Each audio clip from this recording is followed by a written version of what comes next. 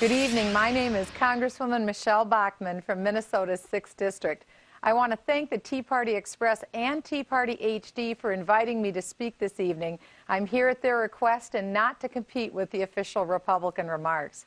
The Tea Party is a dynamic force for good in our national conversation, and it's an honor for me to speak with you. 2 years ago, when Barack Obama became our president, unemployment was 7.8%. And our national debt stood at what seemed like a staggering $10.6 trillion. We wondered whether the president would cut spending, reduce the deficit, and implement real job-creating policies. Unfortunately, the president's strategy for recovery was to spend $1 trillion on a failed stimulus program fueled by borrowed money. The White House promised us that all the spending would keep unemployment under 8%. Well, not only did that plan fail to deliver, but within 3 months, the national jobless rate spiked to 9.4%. It hasn't been lower for 20 straight months. While the government grew, we lost more than 2 million jobs. Let me show you a chart. Here are unemployment rates over the past 10 years. In October of 2001, our national unemployment rate was at 5.3%. In 2008, it was at 6.6%. But just 8 months after President Obama promised lower unemployment, that rate spiked to a staggering 10.1%. Today, unemployment is at 9.4% with about 400,000 new claims every week.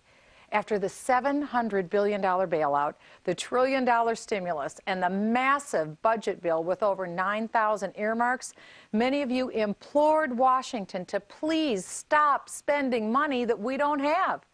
But instead of cutting, we saw an unprecedented explosion of government spending and debt. It was unlike anything we'd ever seen before in the history of the country.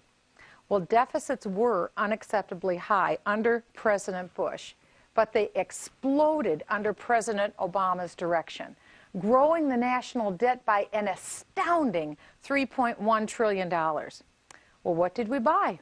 Instead of a leaner, smarter government, we bought a bureaucracy that now tells us which light bulbs to buy, and which may put 16,500 IRS agents in charge of policing President Obama's health care bill. Obamacare mandates and penalties may even force many job creators to just stop offering health insurance altogether, unless, of course, yours is one of the more than 222 privileged companies or unions that's already received a government waiver under Obamacare. In the end, unless we fully repeal Obamacare, a nation that currently enjoys the world's finest health care might be forced to rely on government-run coverage. That could have a devastating impact on our national debt for even generations to come. For 2 years, President Obama made promises just like the ones we heard him make this evening.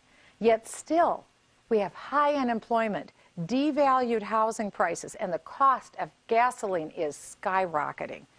Well, here's a few suggestions for fixing our economy. The president could stop the EPA from imposing a job-destroying cap-and-trade system. The president could support a balanced budget amendment.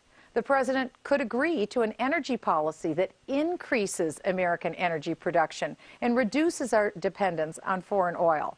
The president could also turn back some of the 132 regulations put in place in the last 2 years, many of which will cost our economy $100 million or more.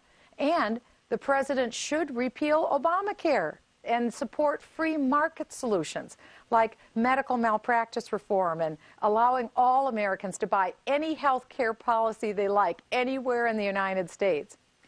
We need to start making things again in this country, and we can do that by reducing the tax and regulatory burden on job creators.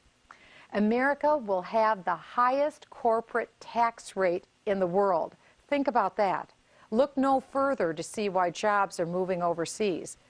But thanks to you, there's reason for all of us to have hope that real spending cuts are coming. Because last November, you went to the polls and you voted out the big spending politicians, and you put in their place great men and women with a commitment to follow our Constitution and cut the size of government. I believe that we're in the very early days of a history-making turn in America. Please know how important your calls, visits, and letters are to the maintenance of our liberties. Because of you, Congress is responding, and we're just beginning to start to undo the damage that's been done the last few years. Because we believe in lower taxes. We believe in a limited view of government and exceptionalism in America. And I believe that America is the indispensable nation of the world. Just the creation of this nation itself was a miracle. Who can say that we won't see a miracle again? The perilous battle that was fought during World War II in the Pacific at Iwo Jima was a battle against all odds. And yet this picture immortalizes the victory of young GIs over the incursion against the Japanese. These 6 young men raising the flag came to symbolize all of America coming together to beat back a totalitarian aggressor. Our current debt crisis we face today is different, but we still need all of us to pull together. But we can do this. That's our hope. We will push forward. We will proclaim liberty throughout the land, and we will do so because we, the people, will never give up on this great nation. So God bless you, and God bless the United States of America.